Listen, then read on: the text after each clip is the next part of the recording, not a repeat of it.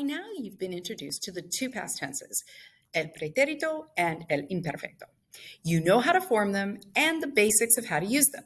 So you're ready to take a deep dive with me into the nuances of how these are actually used and what they actually mean. The basic difference between these two tenses is that the preterit is used for those over and done with actions. For example, a one-time quick action that is over, one, and done in the past. Or it could be a longer lasting action as long as we're defining a period of time in which that took place. It could be an action that maybe was repeated as long as we know a specific number of times that that action was repeated. The imperfect, however, is more for those long-lasting actions that took place in the past. They may have occurred during an undefined period of time or may even continue right up until the present. It's also used for actions that were complete but were reoccurring actions or habits. That's the basics. I know you've talked about those rules of cheated as to how we use the imperfect. These are the basic rules of el pretérito. We need one and done actions in the past, actions that were completed in the past within a specific time period, or actions that were completed in the past maybe more than once, as long as we're defining a specific number of repetitions. Let's look at some samples. This is a one and done action. It happened once, and I'm told this by the phrase el domingo pasado, last Sunday. So it defines for me exactly when it happened. This is a preterit action. However, this time we know that this action was repeated. It says todos domingos, every Sunday.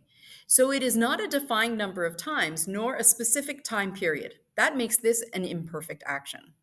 This time we have defined the amount of time that I played the piano. So now, even though it took place over a period of time, I've told you what that time length is. Therefore, I'm going to use the preterit. But if it happened over a period of time and I don't define what that period of time is and just say something like when I was young, I would now move that into an imperfect tense.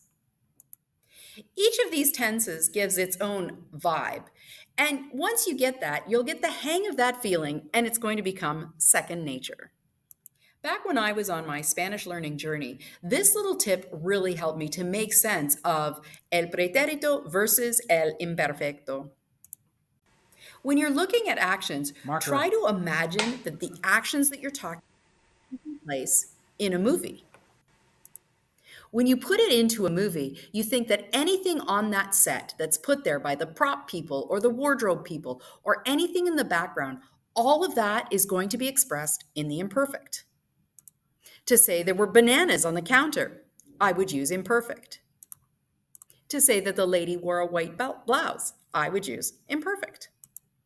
And to say that the couple was in the kitchen, I would use imperfect. However, the actions that appear in the script, those describe the succession of events that take place in the film.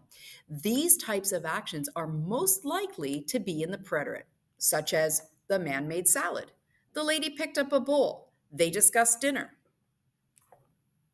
I hope this has helped you to give a little bit of the vibe of preterit versus imperfect.